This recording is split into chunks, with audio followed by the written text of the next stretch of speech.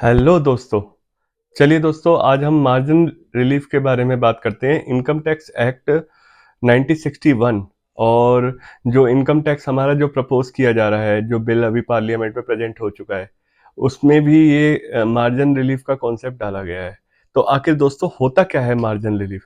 आइए ये जानते हैं कि मार्जिन रिलीफ क्या होता है।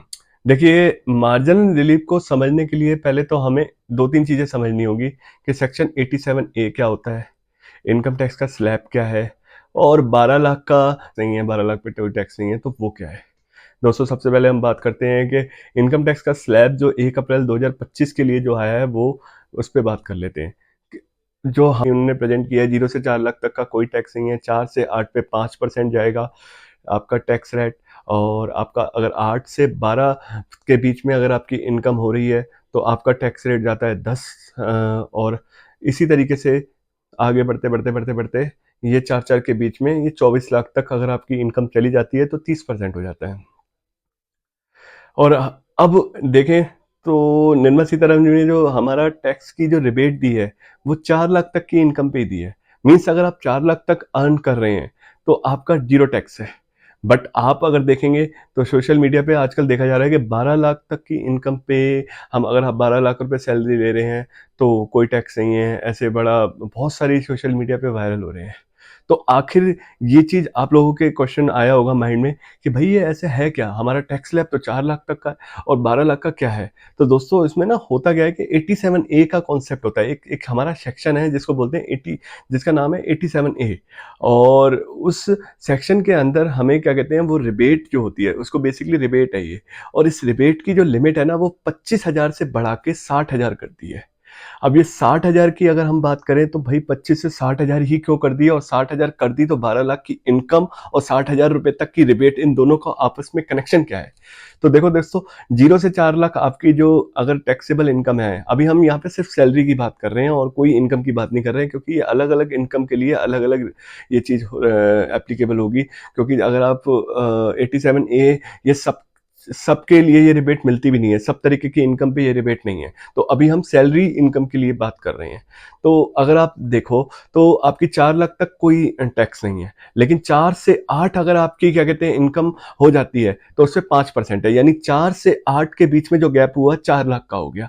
तो 4 लाख का 5% 20,000 रुपये हो गया। सिमिलरली 8 से 12 के बीच में अगर आपकी इनकम होती है तो फिर 4 लाख का इनहांस हो गया, लेकिन 8 से 12 के बीच में आपका टैक्स रेट जाता है 10%, यानी कि ये हो गया आपका 40,000 रुपये। ऊपर 4 से 8 का हम 20,000 कैलकुलेट करके आए थे और यहाँ पे हो गया 40,000। तो 60,000 रुपये आपका ये हो गया। मीन्स अगर आप 12 लाख रुपए तक की इनकम जनरेट कर रहे हैं तो 60,000 रुपए की आपकी 87A में रिबेट मिलेगी। मीन्स कि अगर आप सोशल मीडिया पे देखें तो 12 लाख तक कोई नहीं, तो वो ये इस तरीके से है। आपका स्लैब तो 4 लाख का ही है, लेकिन आपको एक रिबेट की जो लिमिट है 87A की, वो बढ़ा के 60,000 रुपये कर दी है। अगर आप सोचो कि भाई इतना इनकम टैक्स का हमारा क्या कहते हैं, इतना पहले हमारा जो छूट होती थी, स्लैब होता था, वो एकदम से 12 लाख क्यों कर दिया। एक्चुअली दोस्तों देखो, अगर आपने देखा हो तो जितनी भी एफएमसीजी कंपनी है ना, उन्होंने अपनी रिपोर्ट्स क्वार्टरली, हर क्वार्टर में एक रिपोर्ट प्रेजेंट करते हैं। वैसे ये हमारे टॉपिक का पार्ट नहीं है, लेकिन मैं बस इन शॉर्ट आपको ये बता दूं कि ये टैक्स स्लैब ये तो उतना ही है, लेकिन हमें 87A की रिबेट दी क्यों गई है। और गवर्नमेंट इतना 1 लाख करोड़ का एक एक ऐसा अनुमान लगाया जा रहा है कि 1 लाख करोड़ का क्या कहते हैं गवर्नमेंट को डायरेक्ट टैक्स से नुकसान है। तो आखिर ये किया क्यों है गवर्नमेंट ने? एक्चुअली महंगाई जो है बहुत ज़्यादा बढ़ गई है। जितने भी एफएमसीजी सेक्टर हैं उन्होंने क्वार्टरली रिपोर्ट सबमिट की है और उसमें उन्होंने बोला है कि भाई लोग जो हैं, मिडिल क्लास लोग जो हैं, वो क्या कहते हैं अपनी एक्सपेंसेस पावर जो है उनकी बहुत ज़्यादा कम हो गई है। और इसी एक्सपेंसेस पावर को क्या कहते हैं बढ़ाने के लिए निर्मला सीतारमण जी ने टैक्स का बर्डन कम कर दिया, ताकि लोगों के पास जो मनी सेव होगा, वो मनी जो सेव हो रहा है वो अपनी एफएमसीजी और एक्सपेंसेस पावर को बढ़ा सके, ताकि मार्केट में जो पैसा है वो क्या कहते हैं सर्कुलेट हो सके। तो इस वजह से ये दी गई है रिबेट, 87A की लिमिट को बढ़ाया गया है, लेकिन स्लैब रेट वही रखा गया है। अब हमारा जो टॉपिक था मेन, जो मार्जिन रिलीफ, आखिर ये मार्जिनल रिलीफ होता क्या है। देखो दोस्तों, अगर हम मोटा मोटी बात करें तो हमारी जो टोटल इनकम हमारी अगर 12 लाख तक होती है तो हमें जीरो टैक्स देना है। लेकिन कई ऐसे भी लोग होते हैं जिनकी इनकम हो जाती है 12,10,000 रुपये।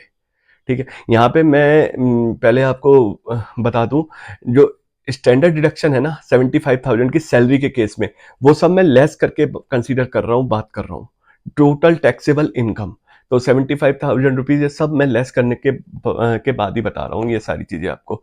तो सपोज करो कि कोई हमारे टैक्स पेयर जो है जिनकी मार्जिनली रिलीफ हो जाती, मार्जिनली जो है इन्हांस हो जाती है, सपोज 12,10,000 इनकम हो जाती है।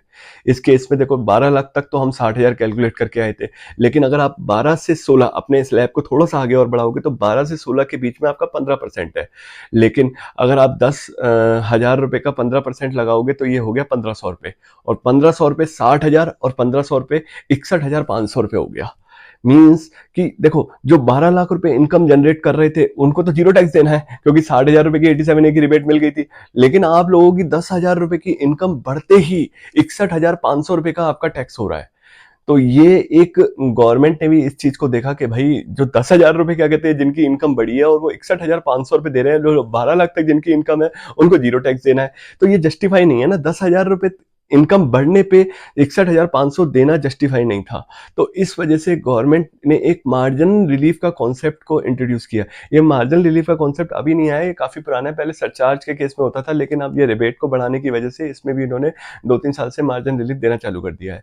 तो अब गवर्नमेंट कहती है ऐसे जिनकी मार्जिनली इनकम इंक्रीज होती है लेकिन टैक्स अगर हम देखें तो बहुत ज्यादा हो जाता है, तो उनको एक मार्जिनल रिलीफ देते हैं कि भाई आपकी 61,500 टैक्स नहीं दोगे, आप दोगे 10,000 रुपए, आपकी इनकम एनहांस हुई है तो आप सिर्फ 10,000 रुपए आपको इनकम टैक्स देना है।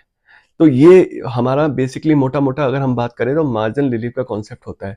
अब ये मार्जिन रिलीफ हमारा काम कहाँ तक करेगा, ये एक मेन क्वेश्चन है। तो इसमें अगर हम देखें मार्जिन रिलीफ हमारा काम कहाँ तक करेगा, इसके लिए इनकम टैक्स डिपार्टमेंट ने एक एफएक्यू जारी किया है जिसमें उन्होंने पूरी क्लैरिटी दी है कि ये अगर आपकी इनकम जो है 12,70,000 तक अगर हो जाती है तो आपको ये मार्जिन रिलीफ मिलता रहेगा। लेकिन 12,80,000 अगर हो जाती है सपोज करो, तो क्या कहते हैं आपको ये मार्जिन रिलीफ का कॉन्सेप्ट और ये बेनिफिट नहीं मिलेगा। तो दोस्तों ये होता है ये मार्जिन रिलीफ का कॉन्सेप्ट, जो कि आई थिंक बड़े लोगों को, बहुत लोगों को डाउट रहता है। आई थिंक ये सीए अगर जो बच्चे कर रहे हैं तो सीए में भी मार्जिन रिलीफ का एक क्वेश्चन पूछा जाता है जो कि फंसा देते हैं, या तो ऑब्जेक्टिव सीए बच्चे अगर ये देखें तो ऑब्जेक्टिव में इनको फंसा देते हैं। आईपीसीसी अगर टैक्स की बात करें तो आईपीसीसी टैक्स में या ऑब्जेक्टिव में ये क्वेश्चन पूछा जाता है एक मार्जिन रिलीफ का। तो ये बहुत ही इंपॉर्टेंट कॉन्सेप्ट है स्टूडेंट के लिए स्पेशली, और जो सीए कर रहे हैं उनके लिए स्पेशली। और वैसे नॉर्मली हम ये अवेयरनेस के लिए है ये कि मार्जिन रिलीफ आखिर होता क्या है।